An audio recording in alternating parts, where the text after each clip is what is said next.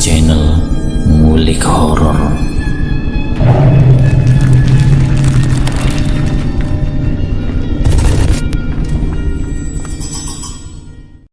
Assalamualaikum warahmatullahi wabarakatuh. Kembali lagi di channel Ngulik Horor.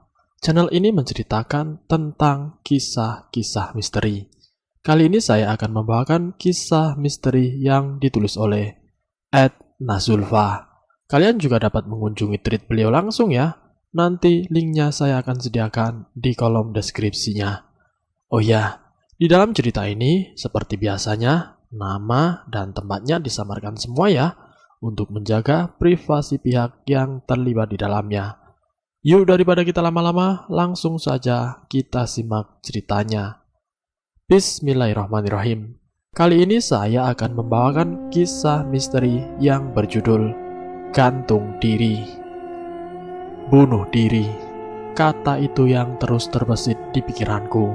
Rasanya aku sudah tidak kuat menjalani semua ini. Aku tidak bisa lagi berpikir jernih. Tidak ada yang bisa kulakukan selain menangis dalam dekapan bantal setiap malam. Aku tak tahu harus berbagi cerita pada siapa. Berkali-kali aku menyayat tangan mungil ini. Goresan luka seakan menjadi saksi bisu kebodohanku. Tidak peduli omongan teman yang setiap hari hanya bisa merendahkanku. Aku lelah dikucilkan. Aku tidak ingin dijauhi oleh kalian. Aku juga manusia normal. Aku hanya bisa berinteraksi dengan hantu, bukan pasien rumah sakit jiwa yang kabur. Lalu kenapa teman kelasku takut? Semenyeramkan apa aku, seaneh apa aku tidak mau dijauhi oleh kalian. Aku manusia, kalian juga manusia. Aku sedih karena kalian menganggapku aneh. Maukah kalian bertukar posisi saat ini? Aku yang dengan mudah menganggap kalian layaknya orang sakit jiwa, dan kalian menjadi diriku yang hampir setiap hari diganggu oleh mereka. Maukah kalian merasakan itu semua? Maukah kalian tidur tidak tenang setiap harinya? Maukah kalian bermimpi hal-hal yang mengerikan, diikuti arwah penasaran, melihat hantu buruk rupa? Apa kalian mau? Menjadi indigo tidak semudah yang kalian bayangkan. Tapi tunggu dulu, aku juga sebenarnya tidak mengakui kalau aku ini indigo. Ya, aku bukan indigo. Tuhan hanya memberikan keistimewaan lebih untuk bisa berinteraksi dengan para makhluk tidak kasat mata. Rasanya aku tidak ingin bersekolah. Aku hanya ingin diam di rumah bersama Mara. Masih ingat Mara? Mara adalah teman hantu baikku. Ia selalu menghiburku di rumah. Mara juga selalu menyemangati dan mengingatkanku agar tidak jauh dari agama. Aku sangat beruntung rasanya mendapat teman seperti dia.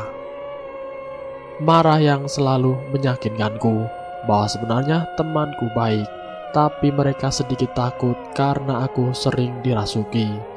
Banyak dari temanku yang sering bilang kalau aku sedang menatapnya dengan tatapan mengerikan.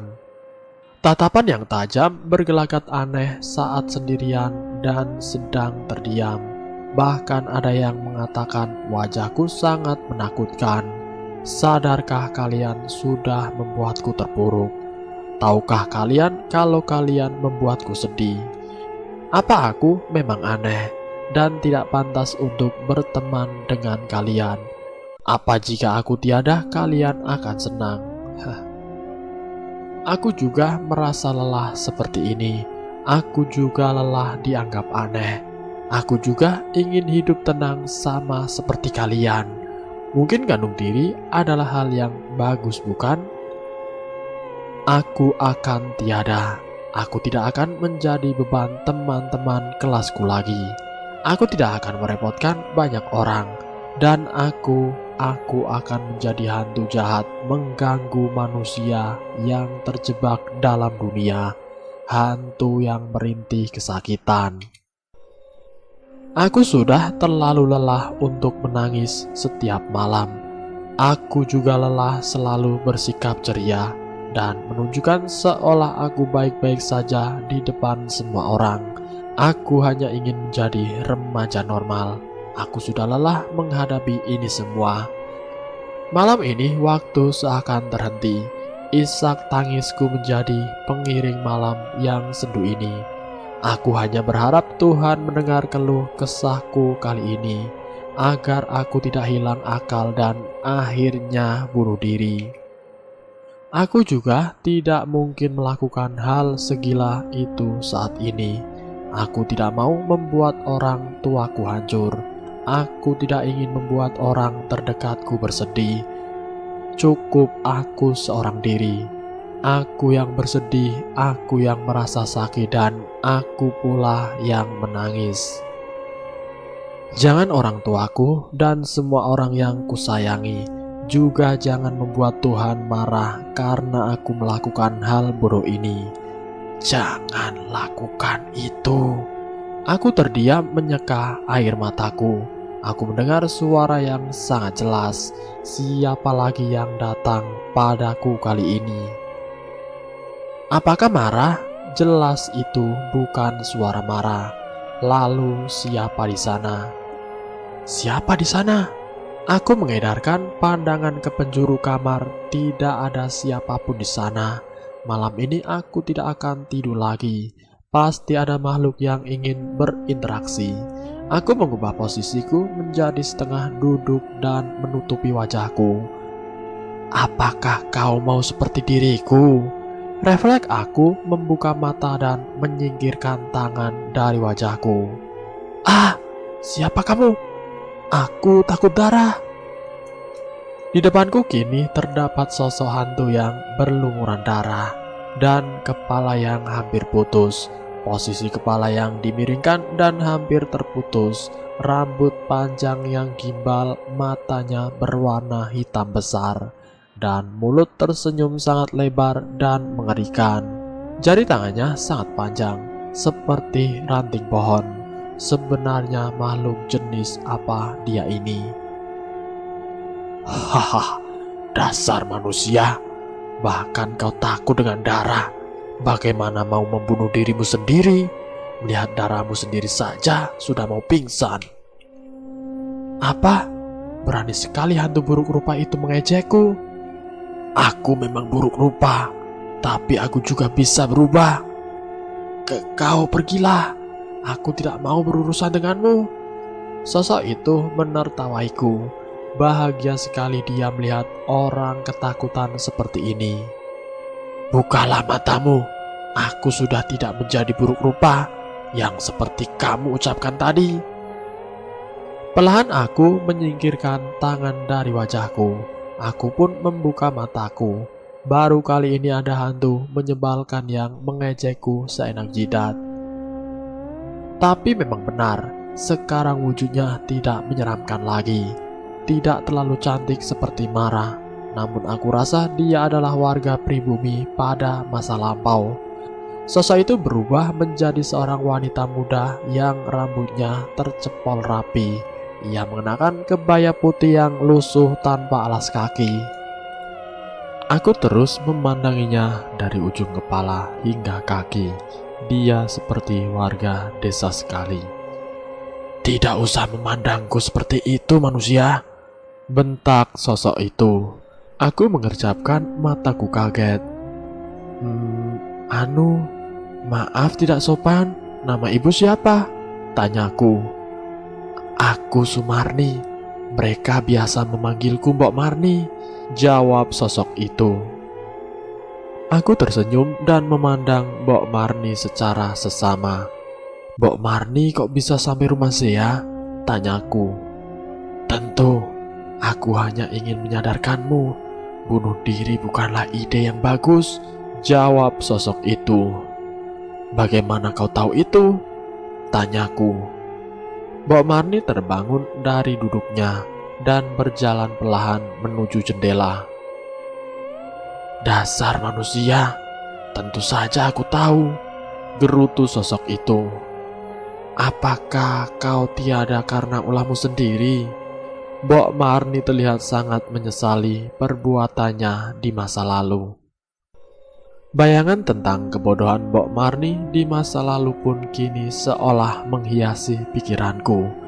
Mbok Marni yang dimanfaatkan oleh mereka, Mbok Marni yang kehilangan akal, dan Mbok Marni yang berubah menjadi wanita jahat.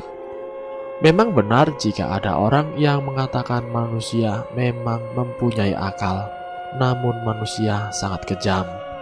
Manusia hanya memikirkan dirinya sendiri, dan manusia secara tidak sadar memperlakukan sesamanya seperti binatang. "Mbok, kenapa Mbok melakukan ini semua?" tanyaku. "Semua itu terjadi begitu saja, terjadi karena kekejaman manusia, dan aku terlalu lemah. Aku hanya seorang budak yang dimanfaatkan oleh sang majikan," jawab sosok itu. Flashback on.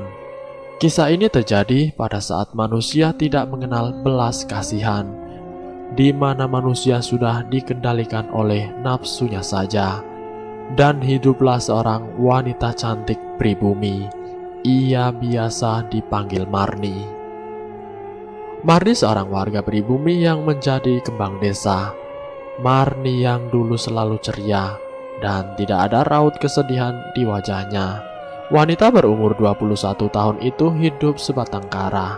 Sudah tidak ada lagi ayah dan ibu yang menemaninya.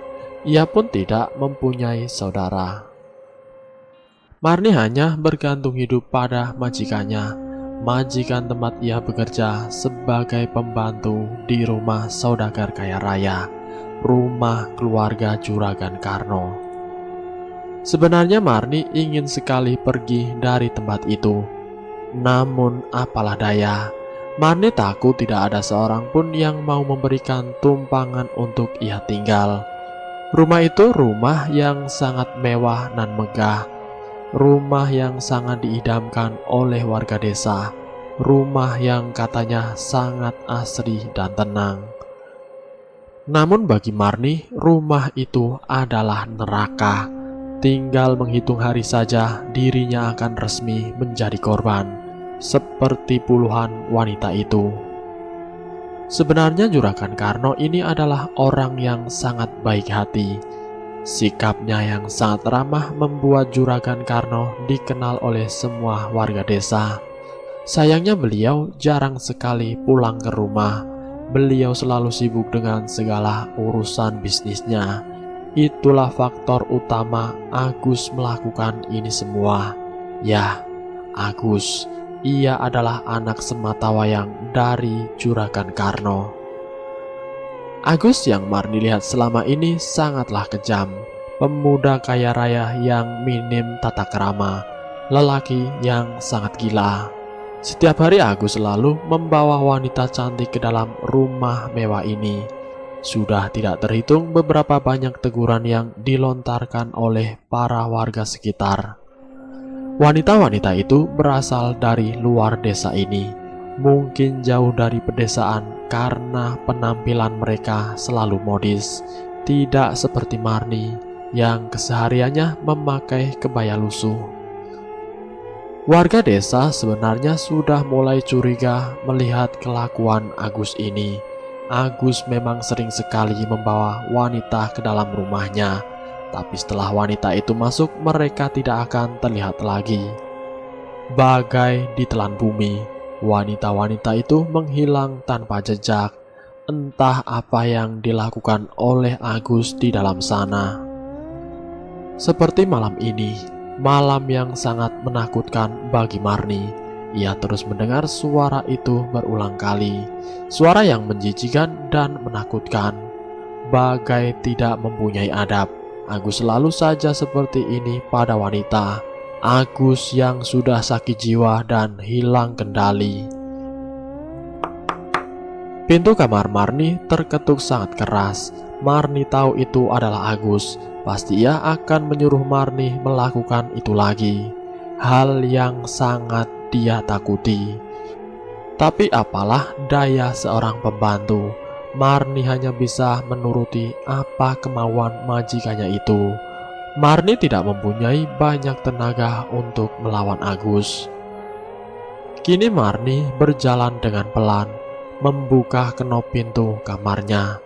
Agus sudah ada di sana, berkeringat dengan nafas tersengal-sengal. Agus langsung menarik tanganku kasar menuju kamarnya. Suara tangisan semakin terdengar jelas saat Marni sudah tiba di depan kamar Agus. Wanita itu akan menjadi korban selanjutnya, korban kekejaman Agus yang biadab, target pelampiasan nafsu pria yang sakit jiwa. Terikat di sebuah kursi tanpa busana, mulut terlakban dan tubuh yang sudah penuh keringat dan air mata. Dan sebentar lagi ia akan tamat. Ia akan bernasib sama dengan puluhan wanita sebelumnya. "Hei Marni, ambil pisau ini." Dengan tangan gemetar, Marni menyerahkan sebilah pisau pada Agus. Pisau itu pisau yang sama yang selalu digunakan untuk menghabisi mereka.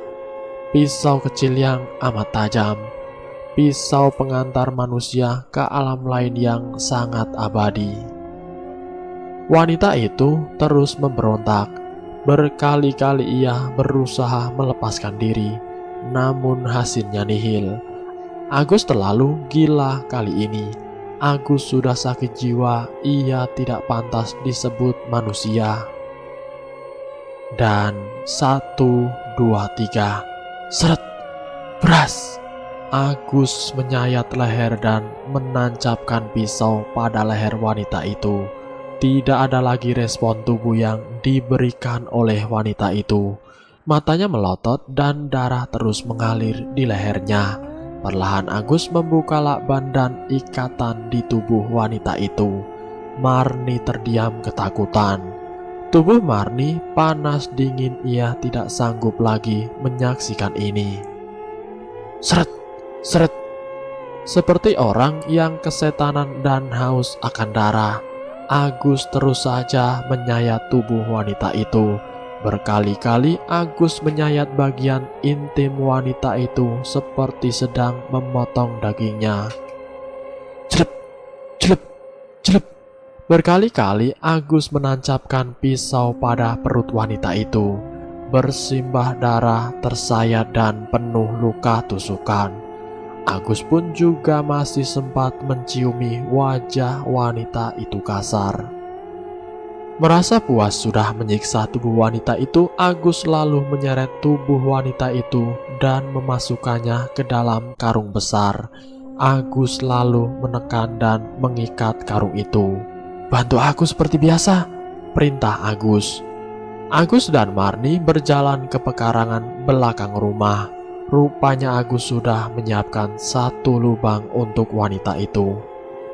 Marni membantu Agus untuk mengubur wanita itu, wanita malang yang telah terbunuh dengan tragis. Tangan Marni terus saja bergetar. Ia merasa takut menjadi korban selanjutnya dan takut dihukum oleh Tuhan. Dia terlalu bodoh karena mau membantu Agus. Marni ingin memarahi Agus. Dia juga ingin membunuh Agus secara tragis.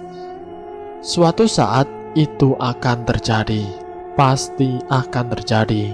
Setelah selesai mengubur jasad wanita itu, Agus lantas berjalan mendekat ke arah Marni. Ditatapnya wajah Marni yang sudah ketakutan luar biasa. Sedari tadi Marni hanya menangis.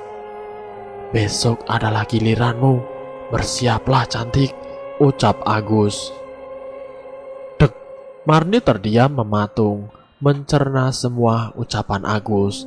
Apakah Marni harus merasakan sakit seperti wanita-wanita yang Marni kubur bersama Agus? Apa yang harus Marni lakukan sekarang? Ia tak mau menjadi korban selanjutnya. Ia harus melakukan ini. Ia harus mengakhiri semuanya sekarang juga. Kemudian Marni lantas menuju kamarnya. Ia terus menyeka air matanya yang kini turun semakin deras. Marni dengan cepat mengambil seutas tali dan mengikatnya kuat pada langit-langit kamar. Marni menyeret bangku dan meletakkannya tepat di atas tali itu.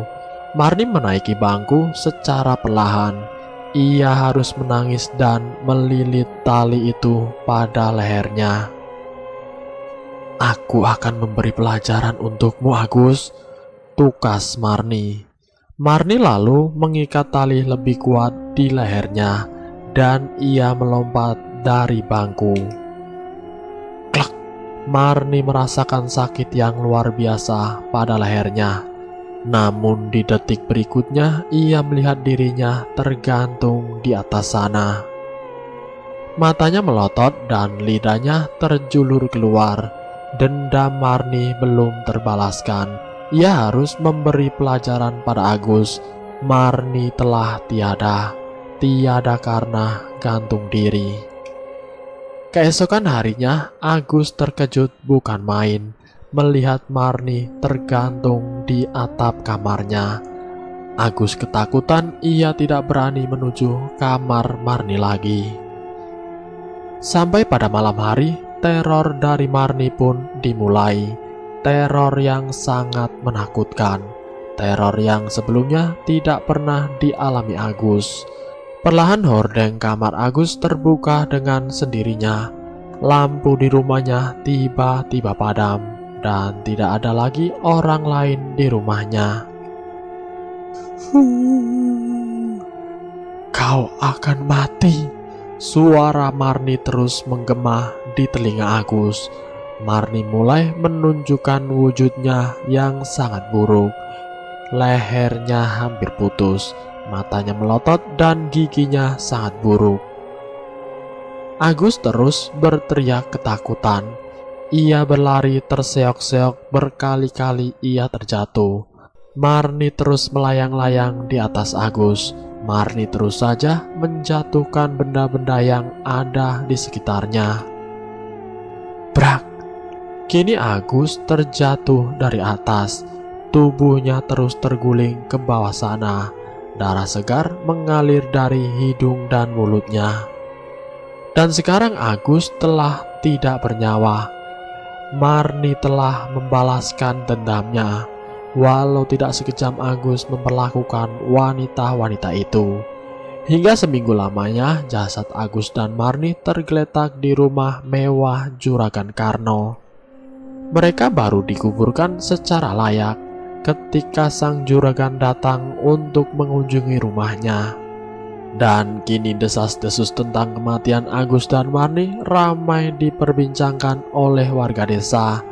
Namun hingga kini tidak ada satu warga pun yang tahu banyak mayat di pekarangan belakang rumah Juragan Karno. Sepeninggalan Agus, rumah Juragan Karno itu tidak lagi terurus. Tidak ada satu warga pun yang berani meninggali rumah itu.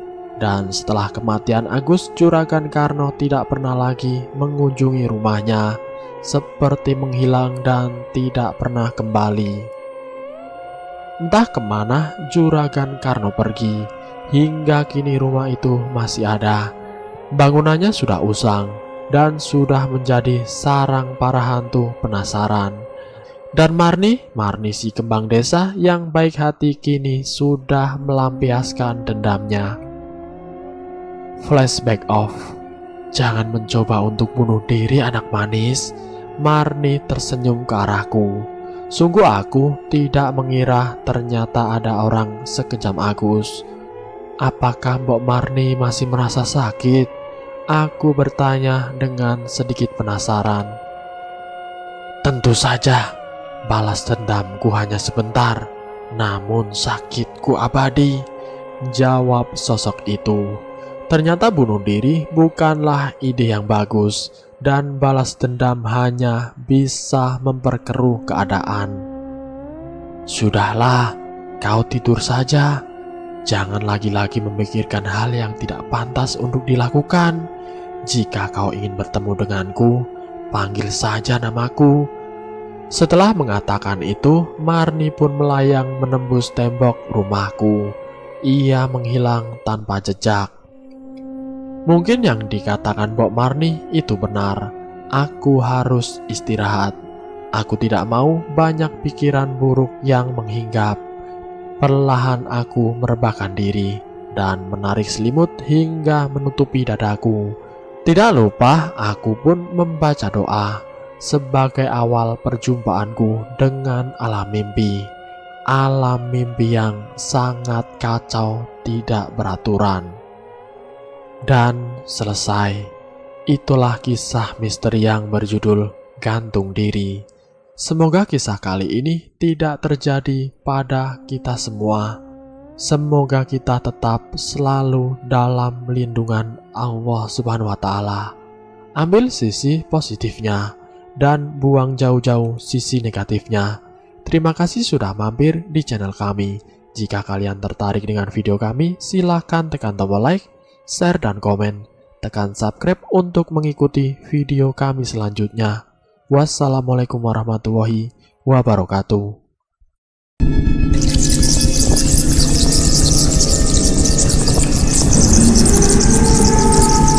Selamat datang di channel Ngulik Horor.